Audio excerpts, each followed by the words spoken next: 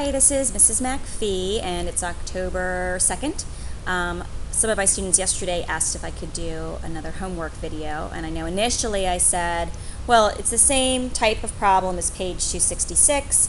However, one of my meetings today got out a little bit early, so I thought, let me do a homework problem for this weekend as well. So we do have homework this weekend, page 267, numbers 11 through 18. And it is multiplying whole numbers, mixed numbers, and fractions. Very similar to page 266 that we checked Friday in class.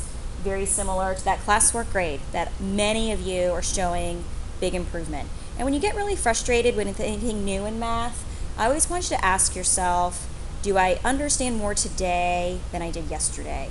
Do I understand more today than I did 2 days ago? Because even if you don't understand all of it yet, if you can recognize that you're improving, you're on the right path, okay? So instead of saying, I don't get it, I want you to always add that word yet. I don't get it yet. You will.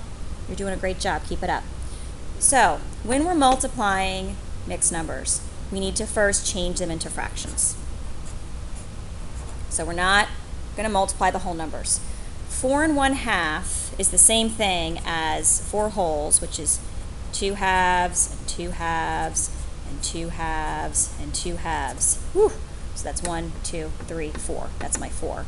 How many halves is that?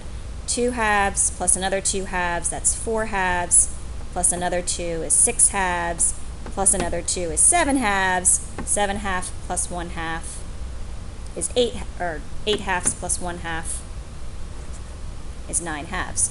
The shortcut that we use instead of writing that out is to multiply our denominator times our whole number. So 1, 2, 3, 4. 4 times 2 is 8, plus 1 is 9. Or again, 2 plus 2 is 4. 6, 8, 9 halves.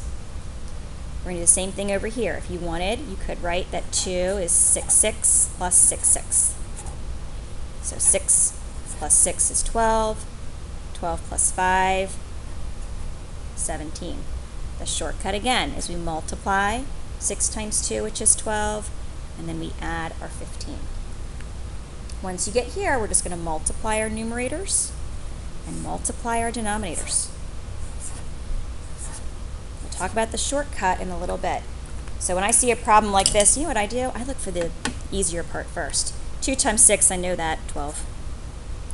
17 times 9. I don't know about you, but I cannot do that in my head. So let's write it down. Nothing wrong with writing it down. Writing it down does not mean you are not smart. Hello, teacher. You want to make sure you understand your answer. Can post your grades. Excuse that interruption. 7 times 9, 63. 9 times 1 is 9, plus 6 is 15. So what do we get? We get 153 over 12. Ooh, that looks like a crazy number. If I look at it, I actually can tell that it's not in simplest form.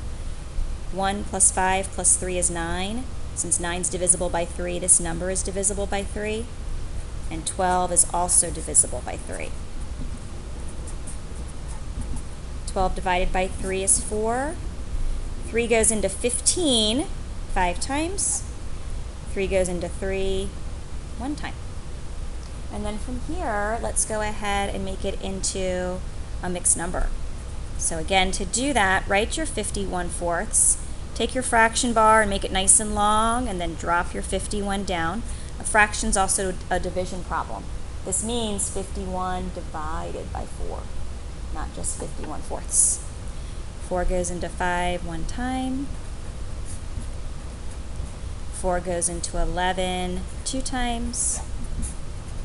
So your whole number is 12. Whole number stays a whole number. Your denominator is 4, still 4. Since our remainder is 3, that's our numerator. And if I was going to double check, 4 times 12 is 48, plus 3, 51. So which answer is the best answer? They both are, because they're in simplest form. 51/4, great answer. If you leave it like that, you get full credit. If you make it a mixed number, which sometimes helps you understand what 51/4 is a little bit more, 12 3/4, great answer. 153 over 12, half credit because we didn't simplify. Sometimes, and we talked about this a little bit in class, And if you like this strategy, use it. If it doesn't quite make sense to you, then put a pin in it and keep doing the way that we did initially. But sometimes if we look at the numerator and denominator, we can find two numbers that we can have divide by the same factor. We have 9 and 6. What are 9 and 6 both divisible by? 3. 6 divided by 3 is 2. 9 divided by 3 is 3.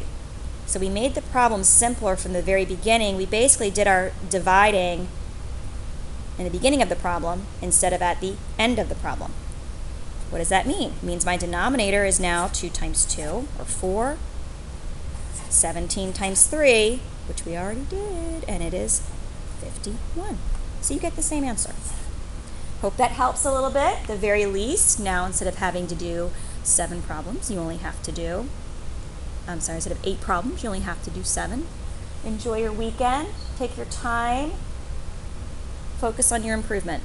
I'm very proud of you. You're having a great year, and I look forward to seeing you on Monday. Thanks. Bye.